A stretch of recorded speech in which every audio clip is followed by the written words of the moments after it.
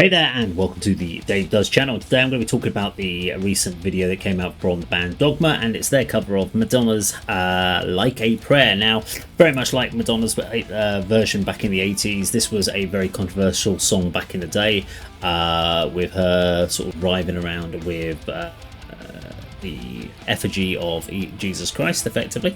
And there was a whole kind of controversy because it was a black guy being portrayed as Christ, and that was classed as a controversy back then.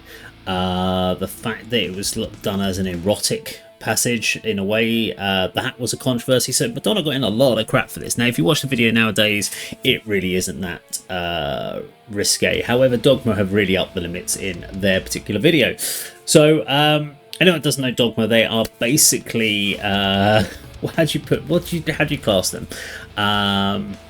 Sacrilegious, salacious, heavy metal nuns. It's a combination of rock, metal. It very much depends on the song that they're doing. So they're dressed up in nun habits, but not the traditional nun habits. These are sexy nun habits with all the kind of gothic, what do they call it, the black metal kind of style of face paint with inverted crosses on, and doing kind of anything between pop metal and rock, and everything seems to be very, very suggestive, I should say. So we're going to talk about it. So I have gone through the Like a Prayer video. I want to call out some of the bits of the points that really stood out for me, and talk about. Before we say that, so the front woman Lilith commented on it. Their rendition is of Like a Prayer isn't just music, it's an act of release, a call to everyone unafraid to embrace their truth. Whilst some might drop to their knees to pray, there are far more exciting things you can do down there, right? And if you've watched the video, you can get exactly what she means. So, for me, when you kick into this song, so the first 20 seconds of the song, you get some great vocals, very similar in the way to Madonna sang. If you close your eyes, you wouldn't guess it was Madonna, but you think it was someone doing a Madonna impression.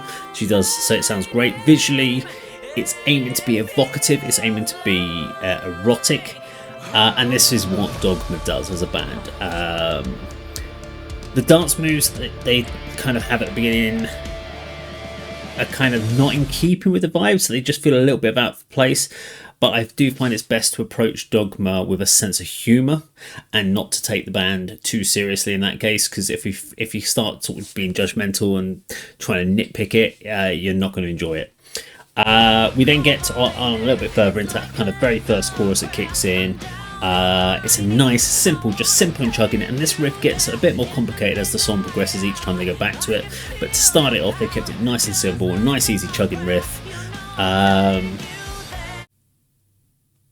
The visuals are great and really do borrow from the original, so they really looked at the original video and thought, what can we do to pay homage? They haven't gone and thought we're going to do something completely different. They've literally taken it and just raunched the whole kind of concept up. So that was very cool. Now, through the next sort of section after that first chorus, we get to that first kind of what we would class as, it's not even really a verse. This is a weird song because it kind of goes through what almost feels like a pre-chorus and a chorus section. There's never really a section that feels like a natural verse. And this is where we see the band almost going metalcore, which I really liked. And it's also where we also hear the singer's natural accent come through. So on the first part where she's singing the chorus, it's quite well hidden, but here on this sort of section of the song, her natural voice starts to come through a little bit more. It's more on the ending of words. It's fine. It was just an observation. I actually quite like her natural singing voice. As the song progresses, we get this. I'm really key. If you're going to have a band performing in a video, it should really be synced up, and this is where it gets a little bit sloppy. The syncing of what they're playing, either from the drums or the guitars or vocals, to what you're actually seeing on screen and what you're actually hearing is very different. And for me, I'd really like to see bands, we know that they're miming, we do know that they're miming, but the problem with this is it makes it look like it's just a bunch of models dressed up in nun habits pretending to be singers. You know, like what they happened in Nightwish, and they did the song Bye Bye Beautiful, and they naturally just brought in people that weren't musicians to pretend, and then they interspaced it and they swapped them out with the actual musicians, and we knew what was going on there. But in this case, it doesn't work as well. There are points where it syncs up fine, but there are other points where it's and they are playing into the eroticism. They are playing into that kind of overall erotic vibe, which is great, but it's just something I noticed with the syncing. I'd have liked that to be a bit better. we kick to this section. It's like at about 2 minutes 25, something like that, where our singer Lilith pushes Christ onto the altar and gives him a good old rive around and reaches down to obviously unsheath the beast. Was it needed? Probably not, but they needed to one-up themselves on it. And I guess, is it being shock for the shock's sake? Possibly so. I mean, I don't think this band is as a band that's basically going out there going, we want to be taken really seriously as musicians. This is something they're going, we're going to do this because it's going to get us attention, and actually it's a bit fun. We're going to have fun with this, and this is kind of like, if you're going to say that you can't do it, we're going to say, well, we are. That's kind of what the vibe I get for Dogma, which I quite like, not to be taken too seriously.